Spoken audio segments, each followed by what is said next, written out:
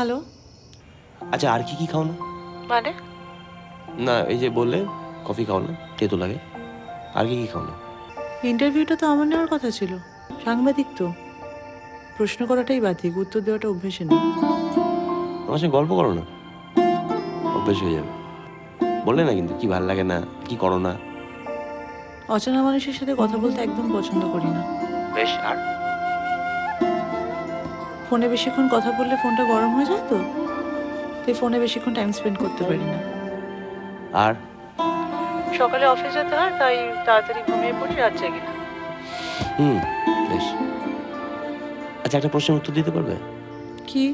মানে ঠিক কোন সময়টা তোমার চোখে ঘুম আসে সেটা বলতে পারবে? মানে এক্সাক্ট সময়টা। সেটা কেউ বলতে পারে না কার চোখে কখন ঘুম আসে। তাই তো বলছি। দেখো ঘুম দিন রাত কন্ট্রোল করা যায় না, কন্ট্রোল না করাটাই শ্রেয়।